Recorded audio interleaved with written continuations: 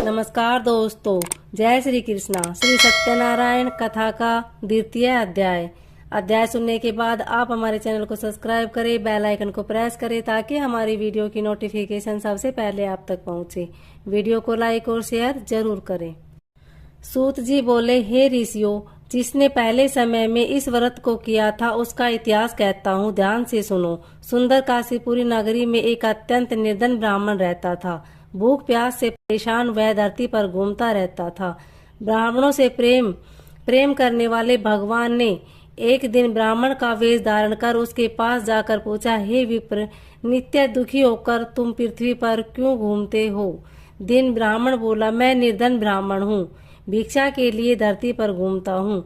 हे भगवान, यदि आप इसका कोई उपाय जानते हो तो बताइए।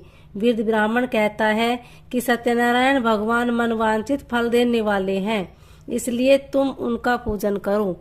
इसे करने से मनुष्य सभी दुखों से मुक्त हो जाता है। वृद्ध ब्राह्मण बनकर आए सत्यनारायण भगवान उस निर्धन ब्राह्मण को व्रत का सार बताकर अंतर्ध्यान हो गए। ब्राह्मण मन ही मन सोचने लगा कि जिस व्रत को वृद्ध ब्राह्मण कहने को कह गया है, मैं उसे जरूर करूंगा। यह निश्चय करने के बाद उसे रात में नींद नहीं आई। वह सवेरे उठकर सत्यनारायण भगवान के व्रत का निश्चय कर भिक्षा के लिए चला गया। उस दिन निर्धन ब्राह्मण को भिक्षा में बहुत धन मिला, जिससे उसने बंधु बांधवों के साथ मिलकर श्री सत्यनारायण भगवान का व्रत संपन्न किया। भगवान सत्यनारायण का व्रत संपन्न करने के बाद वह निर्धन ब्राह्मण सभी दुखों से छूट गया और अनेक प्रकार की संपत्तियों से युक्त हो गया। उसी समय से यह ब्राह्मण हर माह इस व्रत को करने लगा। इस तरह से सत्यनारायण भगवान के व्रत को जो मनुष्य करेगा वह सभी पापों से छूटकर मोक्ष को प्राप्त होगा। जो मनुष्य इस व्रत को करेगा वह भी सभी दुखों से मुक्त हो जाएगा। सूत जी बोले कि इस तरह से नारद जी से नारायण जी का कहा हुआ सत्यनारायण व्रत को मैंने तुमसे कहा। हे विप्रो, मैं अब और क्या कहूँ? ऋषि बोले, हे मुनीश्वर, संसार में उस विप्र से सुनकर और किस किस ने इस व्रत को किया, हम सब इस बात को सुनना चाहते हैं। इसके लिए हमारे मन में श्रद्धा है, भाव है। सूत जी बोले, हे मुनियों, जिसने इस व्रत को किया वह सब सुनो।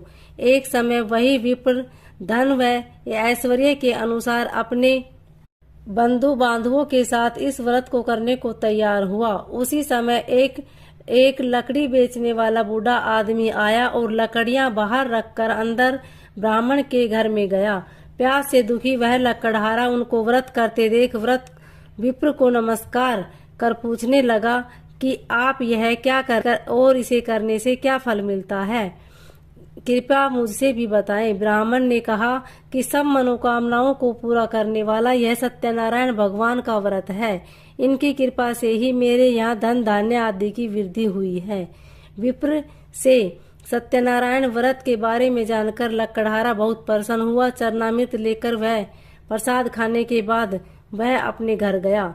लकड़हारे ने अपने मन में संकल्प किया कि आज लकड़ी बेचने से जो धन मिलेगा उसी से श्री सत्यनारायण भगवान का उत्तम व्रत करूंगा। मन में इस विचार को लेकर बूढ़ा आदमी सिर पर लकड़ियां रख उस नगर में बेचने गया जहां धनी लोग ज्यादा रहते थे।